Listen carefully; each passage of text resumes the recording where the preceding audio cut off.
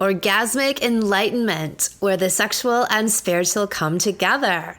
I'm Kim Anami, and I'm a holistic sex and relationship coach and a vaginal weightlifter. In this show, we explore all things intimate. I believe that our sexual energy is life force, creative energy, and we can use it to shape our worlds, strengthen our relationships, and self actualize. I blend the most avant garde information from neuroscience, ancient sexual practices like Tantra and Taoism, to renegade wellness modalities to show you how to create gourmet sex in your lives. Come one, come all. My dick grew so big. It is rare to hear men be able to articulate on the relationship they have with their cocks. In today's interview with well-fucked all-star Prakash, who lives in India, he does this in a way I have never heard before, which is why I had to have him on the podcast. His cock self-awareness is next level. A cock that exists interdimensionally can heal and fuck its woman from the other side of the planet. A cock that grows organically. A cock that healed its circumcision trauma and now heals his woman. A cock that acts as a divining rod and compass in life. A cock that is an extension of his masculine power. This episode is an ode and deep insight into the inner workings of a supercock. For those of us who truly, madly, deeply love cock and the men attached to them. Well fucked all stars. Welcome Prakash all the way from India today. Thank you, Kim. Happy to be here. So you stood out to me in our last round of the Coming Together Salon because you had such a delightful way of talking about your breakthroughs and you were so excited. And I really wanted to share you and your energy and your enthusiasm with our listeners. Of course. Thank you so much. So tell me about some of the breakthrough experiences you had in the salon. And you had some in particular around your cock and its expression in the world and in your woman and in your relationship in general. So what inspired you in the beginning to actually even sign up for the salon? How did you hear about my work? Well, I heard about your work through my wife. She kind of has been following you for almost 2, 3 years very silently. And she was very intimidated actually to even bring it up to me. Or actually, she was more intimidated to actually fully realize this in herself.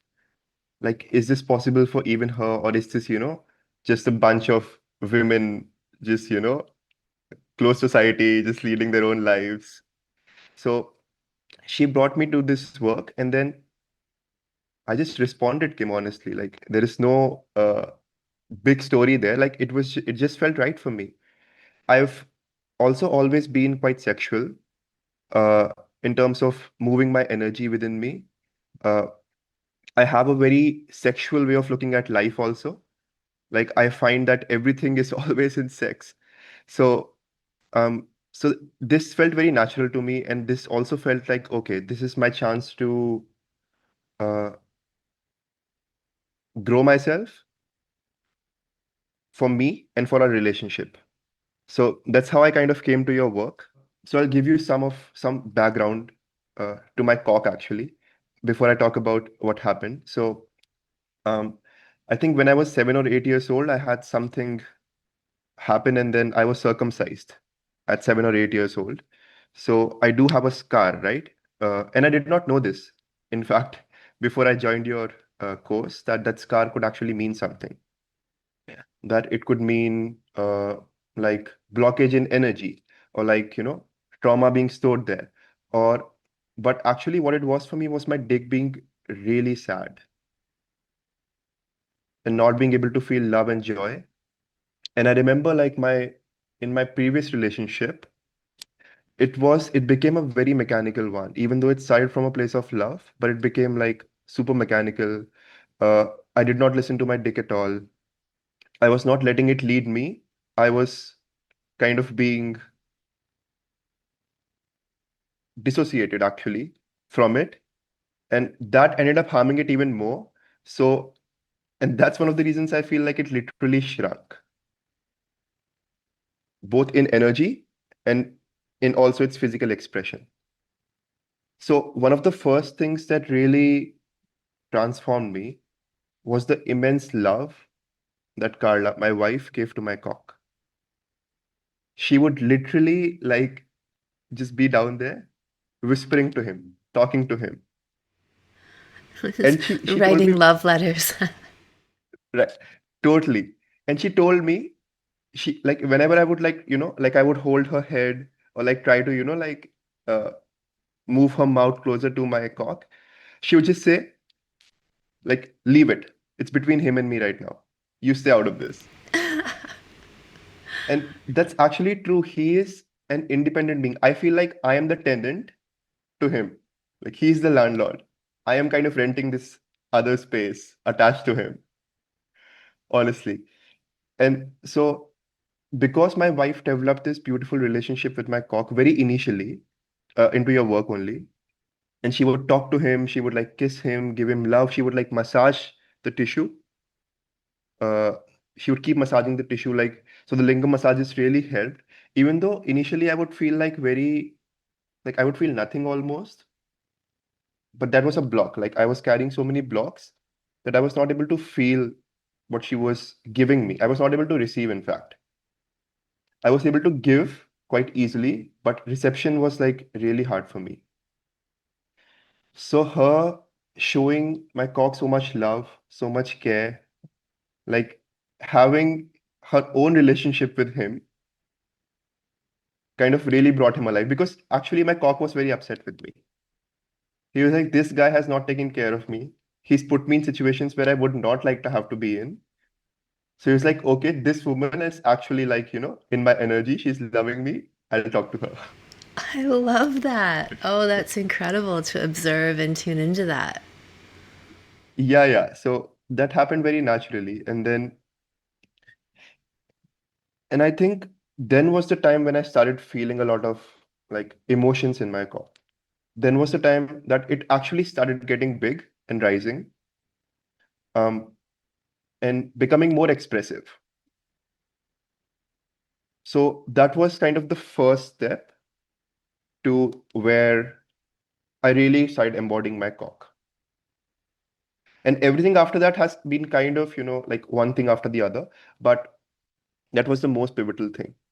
An interesting like thing about that now is that, so whenever my wife is crying, like because she is not here, she will be coming in 2 weeks to me. So she's been gone for almost 2 months now.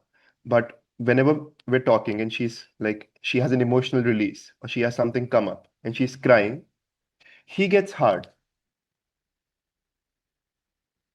And it's because he's like saying that, wait, okay, this is my territory. I can handle this.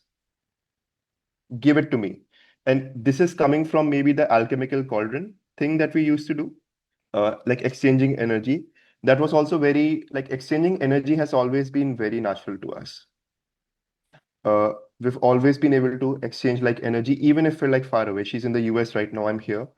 Every night almost we exchange energies before we sleep. We go to each other, hold each other, cuddle with each other, do all those things. So yeah, when she has this big emotional outbursts, he kind of gets hard, as if like taking full responsibility. And oftentimes, what Carla has done is she's then given from a distance actually all her emotion, all her feelings to him to be transformed, and they've gotten transformed. Wow. So that was another crazy experience to realize that he's taking up so much responsibility now, and I don't have to always speak so much or do all the conversational maneuvers or like so much talking, which I'm also good at, but I don't need those things now. In fact, my cock leading me makes me feel very strong. And it's a different feeling than talking. Like talking kind of doesn't make me feel as strong as like saying nothing and things still happening. I love all of this. So, how else would you say that you have defaulted to or allowed your cock to take the lead in your life and your relationship? One of the big things that I've also kind of been feeling is that my hardness is my direction. My erection is my direction, kind of. Like when I'm hard and strong, I'm usually doing something that is aligning with me. So now my cock has become like a reflection of the life I'm leading. So when I'm sad, or when I'm like, when I'm not able to, like, let's say solve a problem or do something, or like unnecessarily, get into my head and all these things, I can feel that his energy is also low. He tries to help me, but I can feel his energy is also low. But when like when I'm flowing, he's also kind of flowing. Like he's hard. And so at least from the outside in, that is one of the reflections from like my cock leading me. So it's, I mean, and you can also take it the other way around. Like when I'm hard, it's usually when my cock is also leading me, like directing me from the inside out. But right now, I think the observations that are coming to my head are more from like, like I was doing something and then that made me hard. So it's not just sex that makes me hard, of course, now. It's a lot of things that make me hard. And realizing that owning my life fully, taking full control in the sense of like how I choose to live my life, what boundaries I choose to make around my life for both me and my wife, what energies I'm allowing in, what energies I'm not allowing in. All those things have become quite important for me to feel my strength, actually. Yeah, I love this idea. Like your cock is an affirmative. It's affirming your direction, the choices that you're making. It's responding in real time as, I use the Exactly. word barometer a lot as a reflection of your truth. And when you're in alignment with that, it gets hard. It's responding. Exactly. Yeah. Yeah. And like, so before today, like I woke up kind of in the morning and I was feeling that I wanted to exercise actually. So I was like, okay, maybe I'll do my morning exercise and then talk to Kim. But I was like, no, wait, I'm talking to Kim. What's the best thing to do in the morning to kind of underpin the energy of this session? So I was like, okay, let me be with him. Let me circulate energy. Let me give him some love. Right? So that also makes, so doing that also elevates my day. Masturbating the way I'm supposed to, and like giving him a lot of love, receiving what he has to give me, circulating the energy all throughout my body is again something that literally elevates me. So, doing like breathing practices, like a conscious self pleasuring practice, right? So, it's like the opposite of what some people generally people think of as masturbating. You're just jerking off, like to get to orgasm as fast as possible. That burst, that kind of momentary hit of pleasure, where cultivating something, you are harnessing and tapping into this energy and generating it as a quality that you can then use and channel in your day. Yeah, so exactly. I think for me, I had a very negative relationship with masturbation, where I was kind of masturbating, sometimes watching porn. That is before I met my wife, and doing all those things. And I would actually feel Kim every time, like every single time I would masturbate, I would look at my cum and feel shit, I'm killing myself, I'm killing my children. I would feel it so strongly, and I would feel almost like dizzy, like this, I don't know, like a weird existential exhaustion almost, that my life force was draining from me. But it was a very vicious loop that I had put myself into, um, just by, not feeling the love that was already within me. Yeah, so whenever I would masturbate earlier, the way I was so it's all about your relationship, I feel, to it. So what I was doing earlier was just like, draining my life force, killing me and killing my children. That's what I was doing. And I was realizing this, but not able to stop it because the self-love wasn't like so much present in me. And I was lonely, I was a lot of things, and that's fine. And one of the things actually that happened before I met my wife, although I've known her for a long time, but before we physically met, and we only met last year, was that about like I think 6, 7 months before that, I started praying actively for my own strength and for my own, love to shine through. So kind of trying to achieve some kind of mastery within me of myself so that that can also be reflected outside in my relationship. And I was praying for my life partner, honestly. I was praying for, like my life partner in this sense. And she came. It was like it was unexpected and magical. And that experience then I think also helped me in your course because I was like, wait, okay, anything can happen. Just be open to the unexpected and magical, and take onus that you can bring it about. Right. You can create your own reality. You can generate this. You did it in a huge way, which opens the door to being able to do it in anything. Exactly, exactly. Like we are all very solar creatures. We create our own reality. So that has also been a perspective that really helped me align fully with your course.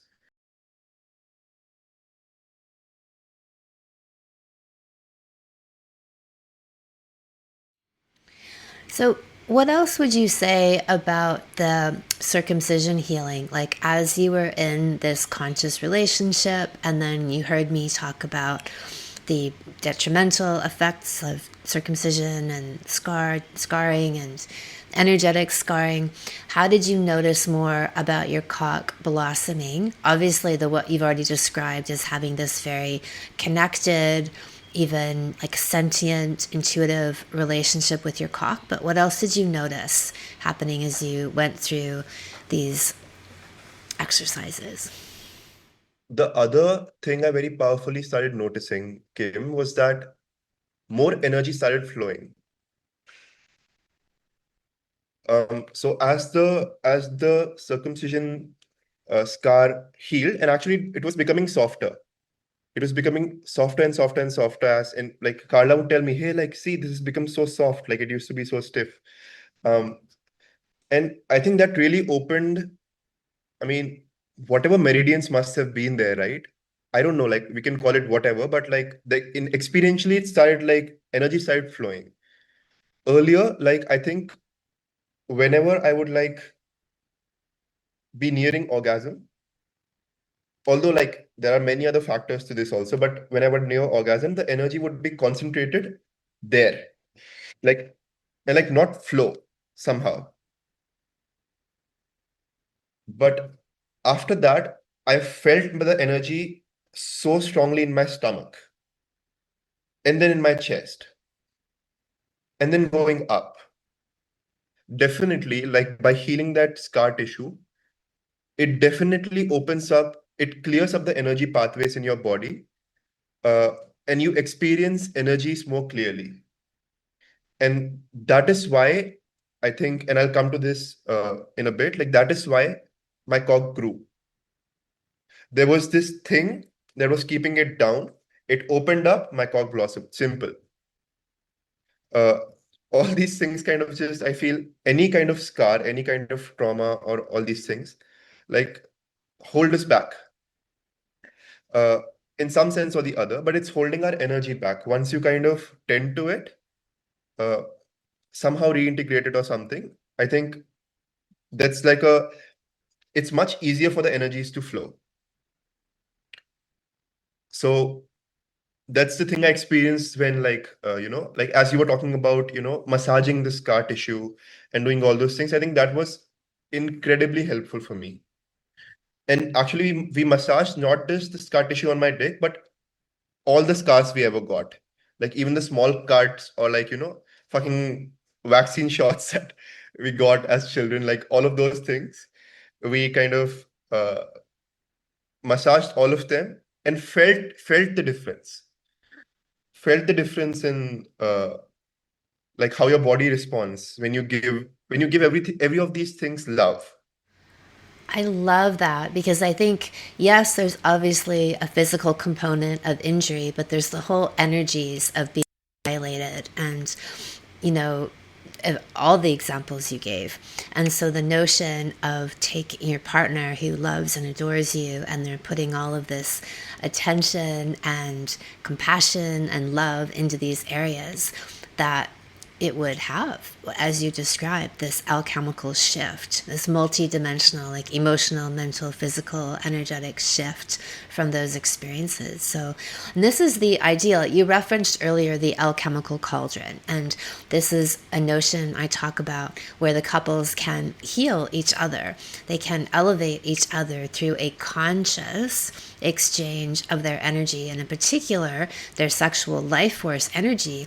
They can have epic, miraculous experiences that people, might be surprised to hear about. And this is why I love sharing these things on the podcast, are these stories of people healing themselves and each other and having these radical Yeah, shifts in their yeah, lives that we can directly 100%. trace back to the alchemy of their sensual connection.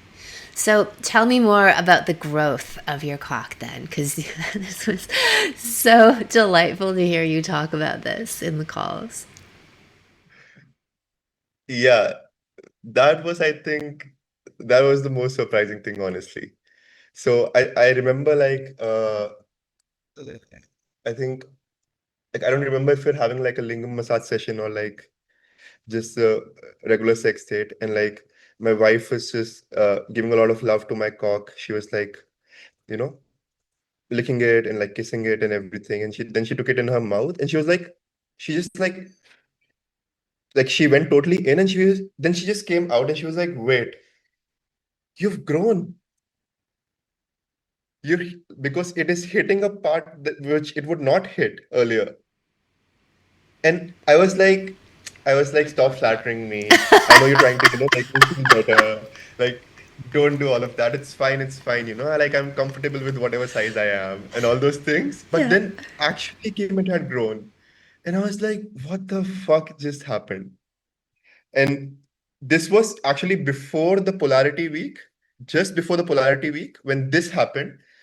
And I think when the polarity week happened, then it was just like, like it was the best slap to both of us. And it like a slap which like aligns you, like what the fuck are you doing? Like be you.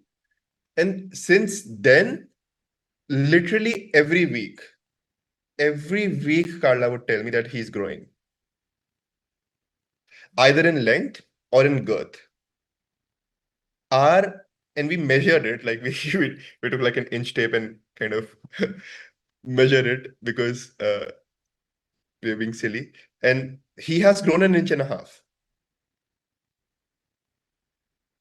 And he's I can't say, like, I cannot give you the exact thing on the girth, but he has grown in girth also.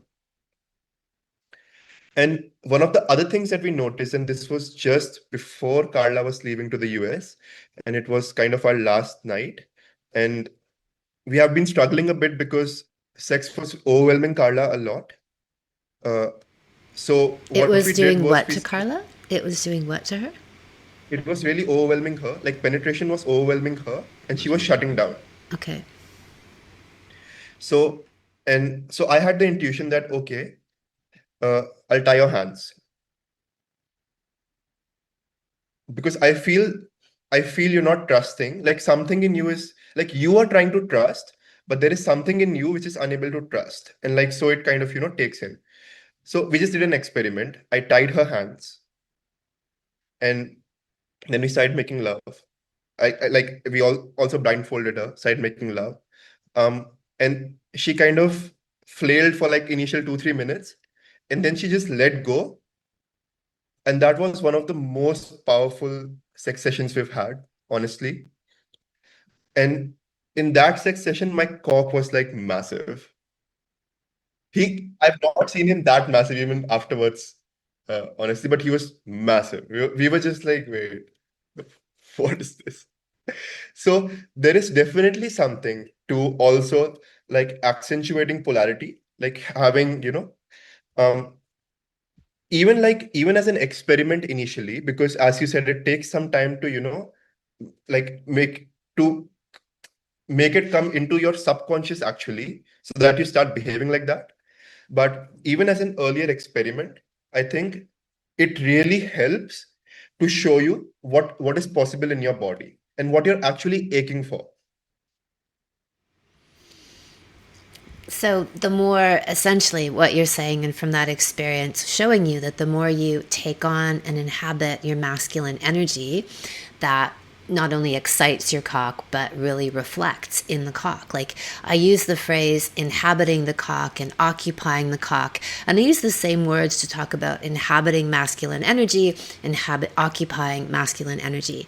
And so to see that parallel, that the more you go deeper into the masculine and really owning that, that the cock swells, it's bursting at the seams. Exactly. And we have so many, actually, in India, we have very beautiful examples of how the physical out, people say that there's a tree called like camel foot. The leaves are like, shaped like a camel's foot, and it's usually good for your kidneys because, it looks like kidney. Walnut is good for your brain, right? So I feel there are these physical resemblances into what is good for you and like how things are like mapping onto each other. So honestly, I feel if your shoulders are droopy, if they're drooping, if your back is hunched, you will have a small cock. Like in the sense that you will not be occupying the full size that you can. It doesn't matter what your full size is, but you won't be occupying the full size. If you're like, if your chest is out, you have a confident posture, it'll reflect in your cock. I mean, it's like very simple things, I think, that can be a barometer as to where you are and what you need to do. So I had the intuition during the course that I need to start like some physical exercise. Uh, and so I started doing this, and that even like help me align more into what I was wanting to feel inside. And for me, exercise is a very spiritual practice, like lifting weights, or like holding balance, holding strength, building flexibility. All those are very direct reflections of what I will feel on the inside. Yeah, I think that metaphor, like in the subtle things of how we're occupying ourselves, and that all extends into, especially for men, into the erection. And do you know the word exorcise in English? Exorcism, Yeah, like to push out yeah. demons. People have made this parallel between like when you're exercising, you're doing that. You're pushing out negativity, you're pushing out the demons that might haunt you within, right? And that, I mean, as someone speaking for me who's really passionate about movement and exercising, and it's so essential. I mean, the bonus is you stay fit, but for me the core reason is that level of cleansing that you get, that wipes the negative Mm. away and puts you in a really solid positive frame of mind and body. Yeah, yeah, yeah. And it puts you out of your head. And that's the best Yes, thing that can happen to anyone. yes, 100% agree with that. So tell me more. Is there anything else you want to say about your intimate life, your relationship, your cock? Yeah, I mean, one other thing that, and I was asking kind of my wife yesterday, like, is there something you want me to talk about also that you experienced in me? And she was like, she gave me a long list, but I'll share one thing. So I think somewhere, like when she was also making love to my cock, she also said, your cock and your balls are also different. They're also different beings. And she would see these like psychedelic swirly patterns that my balls would make, like when they would expand or like, just like move, like just like this, very like, like energy patterns that we actually often feel them inside of us, like when we're meditating or something, but these very swirly patterns. Uh, so one thing that I mean, in my relationship has also helped me is I have an understanding of meditation, and I've been doing it for some time now. My mother kind of initiated me into it, and that really helped me understand all these experiences, and how energy was flowing. And through all these energies flowing, we could make sense of a lot of things that were happening inside of us. So, so yeah, but one thing we realized was that the balls have a very different energy. The dick has a very different energy. Like they're all together, but they're also their own people, and so they also need their kind of own attention in some sense. And one of the other things that I One really like, question, one more. So yeah, around the balls, so did she describe any perception of what were the qualities of that, of the energy of the balls? I mean, we extrapolated from that a little bit, but not really. We didn't particularly talk about this, but it's interesting. This is an interesting point of talking actually. But what I really like is that when she tends to my balls also, it's a very different experience than her tending to my dick. So one thing that has really worked in, or that works in our relationship, is that these individual tendings that we do. So her breasts have a very different energy, of course, I mean, than her pussy and all those things. And then to also see, so she was saying that my balls, I mean, the psychedelic energy was also something, it's not like that, but something like that she feels in her breasts. Right, they're both orbs, right? Spheres, They're orbs both, of energy. Yeah. yeah, so those things were interesting to see that, like, and then one can make a lot of connections to them. What I think these things serve more as like building a richer practice of your body, and just finding all these connections and just being able to talk in this way. Like my balls can talk to her breasts can talk to my balls, uh, and like all those things. So to us, it serves that purpose of increasing our communication, non-verbal communication. And the other thing, Kim, is that when like now her pussy and my dick talk, when they're near each other, they just talk, and they don't give two fucks about us. They're like, let them be, let them So, be. can you describe that a bit more? Like, how do you know they're talking? Like, how did you put that together? How did that feel? Well, because they're just responding. I mean, so like, fine, hardness and wetness is one way, and a very strong way, of course, in which they respond to each other. But sometimes where we would are in our head, we would be wanting to do a different thing, but they want to do a totally different thing. So let's say we want to just penetrate and have sex, right? And they're like, no, no, no, no, no, no. None of us are there yet. What are you two doing? Just calm yourselves down and align yourselves more with us, and like listen to us. And one of the things that was happening earlier uh is that like my dick, when I was penetrating my wife, was saying no to me. And initially, I was not able to perfectly understand it.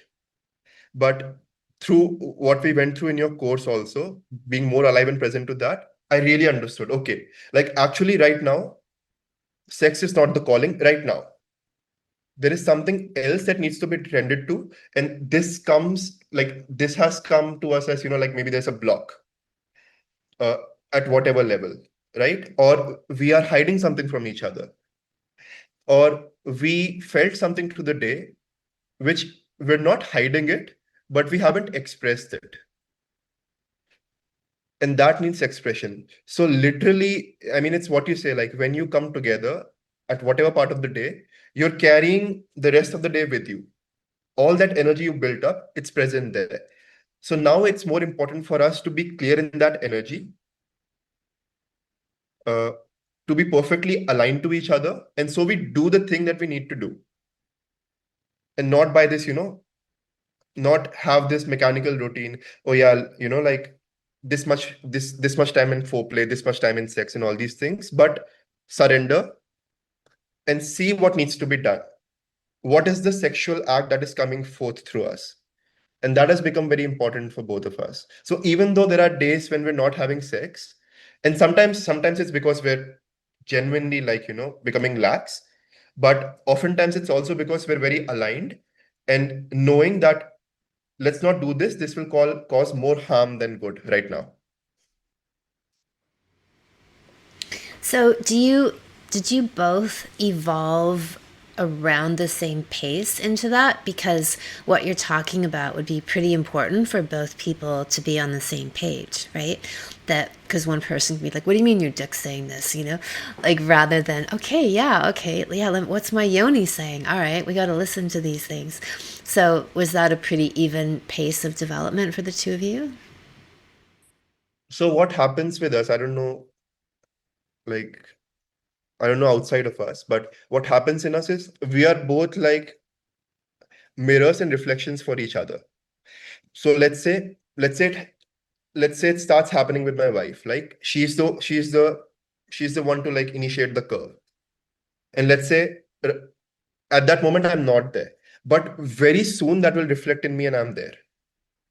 So it's like a very strong back and forth. And this is almost for everything. So like right now we're going through this whole like unraveling of our families where all the stupid conditions we had accepted in my family, me in my family and she in her family, both of them are collapsing. Like it's like a whole new world formation. And this is like it's often like parallel. It happens with me, then it happens with her. Or it happens with her, then it happens with me. Uh, but the way we take it is that, so it's as you said, like it's you, the other, and the relationship. So both you and the other contribute to the relationship. And so when we contribute to the relationship, the other person can kind of take it because it's also being offered to them and then respond the way they need to respond. And our responses are a barometer that we're committed to each other. If there is no response, then that is, not as like, like do it immediately, but if there is no desire, there is no response, then that's, I feel, usually like a red flag. Yeah, and I think the more close and connected you get, the more blocks you clear. You have this telepathic communication that's happening, the way you described your genitals speaking to each other, and you just read these subtle shifts within the other person, physically, emotionally, mentally, that, again, the more that you've focused on remaining close and have practices that keep you close, those things register very quickly within the fabric of the whole relationship. Yeah, Kim. Yeah, exactly. And that's why, like, when she's feeling something, even as she's in America, and she really needs me, she only needs to remember me, and I'll wake up at 2 in the night spontaneously, check my phone, and she sent me a message 1 minute ago, and I'll just call her. Or when she was traveling, she was having this massive emotional breakdown, and my dick came to her. I was sleeping. I was like very pleasantly sleeping only. I woke up and then she told me, but she she literally felt my dick being with her and helping her through the process. That's beautiful. It's a very high level way to be operating and the ideal in relationship. Tell me more about things coming, so you coming into your masculine energy, into your cock, and how else that's transformed in your outer life with you as a man, you expressing yourself out in the world. In India, usually I mean, like I live with my parents. It has its own problems, it has its own beautiful things, but that is usually the context here. Like you live with your family, you live with your parents. Even after you're married, you're still living in the same house, right?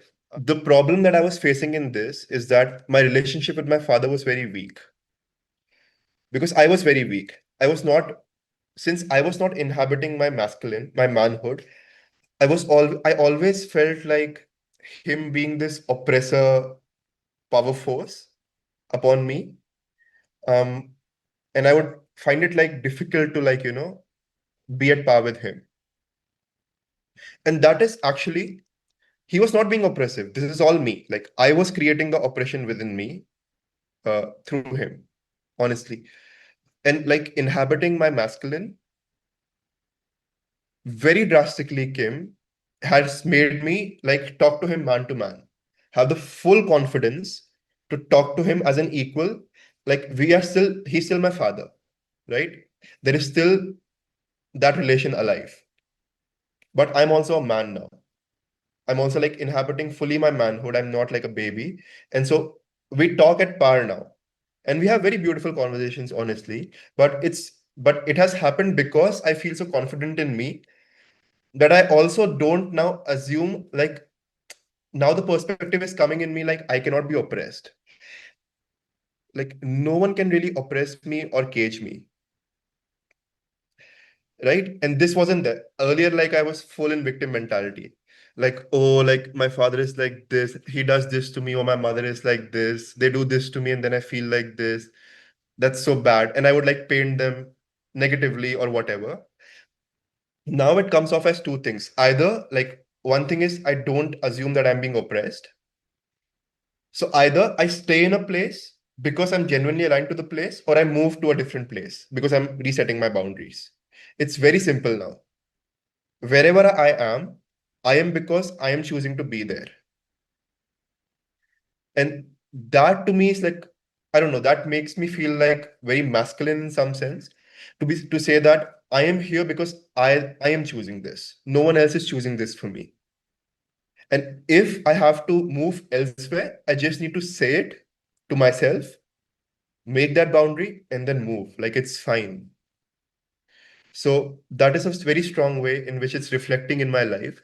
Uh, my relationship with my father has definitely improved. And I also, so right now I'm building a house for my parents.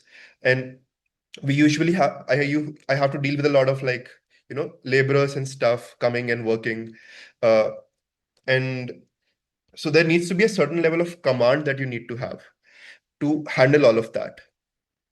So earlier I would go to this house like that we're building, and I would feel a little bit weak or be like, okay, how do I tell them to do this? Or like, how do I solve for this? Or like something, like something will go out of plans and I would be shit scared. Or I'd be like, oh shit, like how do I take care of this now? And now I'm like, great, let's go. What can be done? Like it's a very let's go attitude. Like, fine, this happened. Okay, what can we do? Okay, let's do this. Which is also something which is also the attitude my father has. So he's a businessman and he has that attitude. And now to feel that within me, I just feel that okay. This is what it means to begin to feel how you lead your family, basically.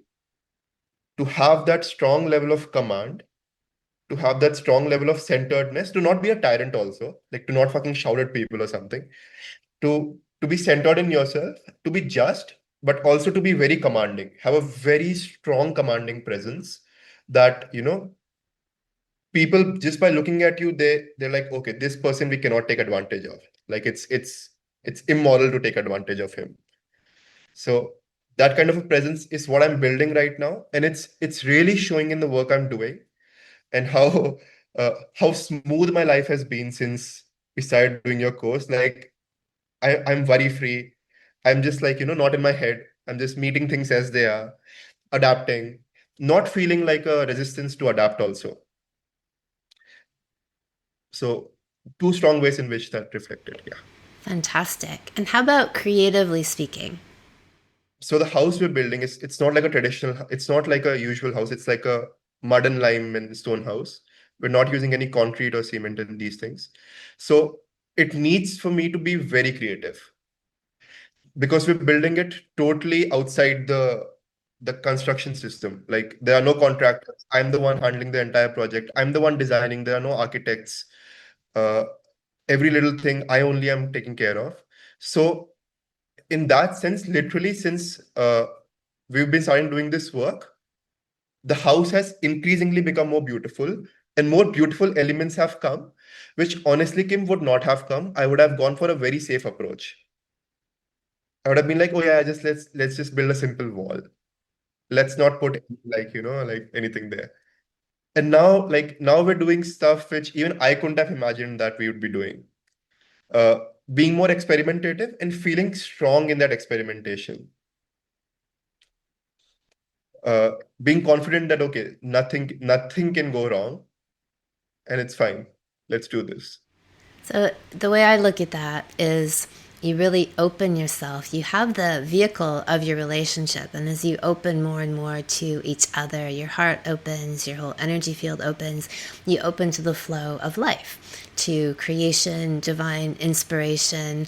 And it sounds like the way you describe like ideas you could have never conceived of, or you allow yourself then to be receptive to this flow. You've aligned yourself with this flow via the vehicle, the tool of your relationship, and then you start, that whole creative force then becomes, you're channeling it in so many parts of your life.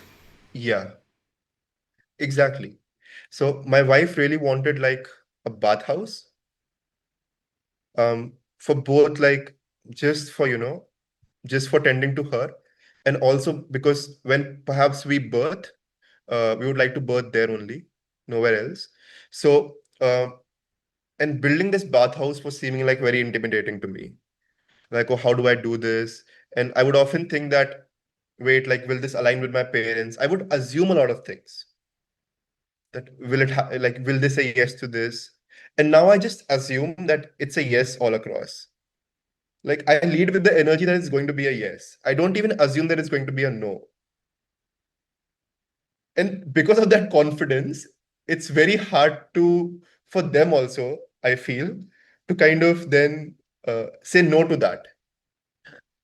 But more than that, they feel the beauty of the creation.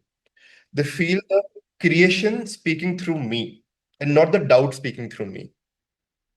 So the creation speaking through me reflects into the creation speaking through them, which makes it about creation. The doubt speaking through me speaks to the doubt in them, which makes everything doubtful. So it's like simple resonance happening. I love all of that. Is there anything else you'd like to add? I mean, one thing that also struck me very deeply, um, is taking total responsibility. Like I would not even say 150%. I would say like 150 million% responsibility for like my life. Like there were so many leakages actually, Kim, before like the course in me. Like because I was not taking responsibility, I would be leaking energy because I was not tending to this vessel that I am.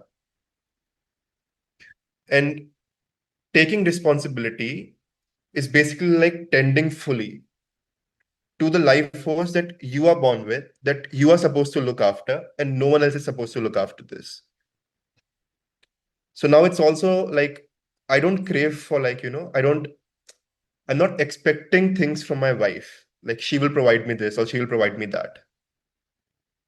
When she provides it to me, it's a source of gratefulness. It's a source of immense beauty. But I have to provide it fully within myself. So the radical responsibility, I love that a lot because we all know that's a huge piece of my work. But that every time, and what I try to tell people too is when you take radical responsibility, you get your power back. And that's what you're describing is like when you're waiting or blaming somebody else, or if they're responsible, then you're fucked until they fix it. What are you going to do, right? If that's someone's attitude. And that there is a huge energy leak because then you're completely dependent on whether they do this or don't do this, and you have zero power. But if you take responsibility, you have all the power back.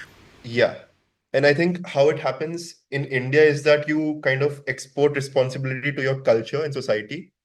I think that's the downside of being in a place where culture is very intact, is that it becomes mechanical.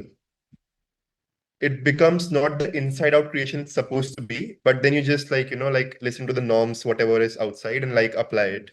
So one thing that has helped me in my context is to break away from that and to realize things truly as, an extension of self-responsibility. It causes a lot of tension, but I think it's very beautiful tension. Causes a lot of tension. How?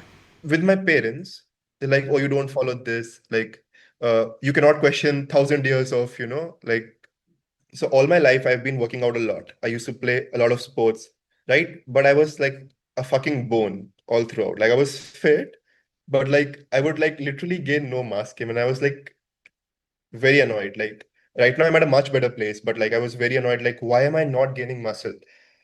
And one of the big realizations has been that incorporating like carnivorous food, like non-vegetarian food in my diet, which is and the proteins and fats I really, really need. And so the way we were eating here was not vibing with me. And in India, at least, there is this whole like this section of Ayurveda which says eat veg, even though Ayurvedic texts clearly have a lot of like people eating non-veg food. I mean, those guys would eat like fucking horses' balls or something also. But now we're like, now we're like, it's a problem for my mother to even like eat eggs, for example, because like they're dead food, like that's what she says. So, and it's not just her, it's also a lot of conditioning speaking through her. And stepping into actually stepping into your masculine gives you a very clear idea of what you want to accept and what you don't want to accept. So you can be living in a fucking indigenous tribe, whatever.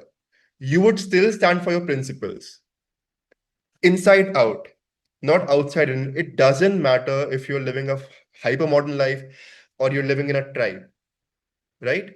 You would feel the force speaking inside of you, and that will make you say yes to what feels correct outside also, and say no to what doesn't feel correct. And that is the way in which I think we really build community or society, by also saying no to the shit that kind of, just people just solidify and then apply to their lives. I love that once you get that inner clarity, all your direction comes from the inside out, even if it's in contrast to everything you see around you, supposed facts that are thrown your way, a whole cultural wave of support in the opposite direction, but you still know what your inner truth and direction is and you follow it. Huge, huge thing to have. Yeah. Well, this has been fantastic, Prakash. Thank you so much for sharing all of this and letting us in on your world and experiences. I think it's so valuable, and the way you talk about these things is so unique. So much appreciation for sharing it with us. Thank you so much, Kim. Like, I was I was so happy to receive the mail. Uh, Not even for the interview, just so that, because just to be in your energy, because your energy is something that Carla and I like so much. And I remember that when Carla spoke to you for the first time, like on the call, and she was like, "Man, that woman is something. That woman is something." Like I could feel it. And these, I mean, for us, these are the only ways in which we know truth and alignment. Like we feel it in us. Not, I mean, you post a lot of stuff on Instagram, you do a lot of marketing and everything, right? But ultimately, it's your energy that makes me fully certain that I can trust you. And to feel that trust is, it's very nice, because then we're able to like, surrender to you and your teachings also, totally give in and receive. And I think uh, I was seeing this in like maybe some of the Zoom breakout calls, right? That sometimes people, because of their beliefs, because of whatever, are not able to trust. And that's fine only, that's their own path. But because you're not able to trust, you naturally block a lot of reception that can come your way. So I think your course, you've designed it very beautifully, but it also depends on the person trusting. And if it's really their life calling, if it's really something they inherently already know and want to experience, you are, you are the perfect catalyst for them. And as you are for us. So that was very beautiful. uh, and I also want to pass wishes of from Carla. She was very uh, she keeps missing you. She's like, man, there are no classes anymore. I wish. uh, and when she'll come back, we'll actually redo your entire salon slowly, to see what we've also, to just be with it more slowly now. But yeah, lots of love from her also. Well, please pass it back, and my deepest gratitude for, again, sharing with us. And that's really lovely to hear that reflection back from you. I appreciate that because, yeah, I think with any teacher, the more you can open up and trust them, right, and follow their direction, the further you can go, presuming you're in alignment with what they have to say. So, yeah, and if people have a lot of self arguments along the way, it's going to slow them down, right? Like either, you know, in my view, it's like you either commit and you jump in or get out. But to be in between of, oh, well, you know what I mean? It's just does not serving anything. It just becomes like a place of limbo and stalling. It's like I like shit or get off the pot, right? Like you commit or you get out. Exactly. And I think it's ultimately up to a person who takes your course. Like if they took it from a place of alignment, I mean, they'll get all the things. If they took it from some, I don't know, from some other place, uh, it's things will still happen. Uh, but yeah, it's like they'll be in that weird limbo in Amazing. between. All right. Well, keep us updated. Please feel free to send any messages with updates. I'm sure they'll be amazing. So, we'd love to hear. I will, of course, Kim. My Sexual Mastery for Men Salon is open for registration and begins next week.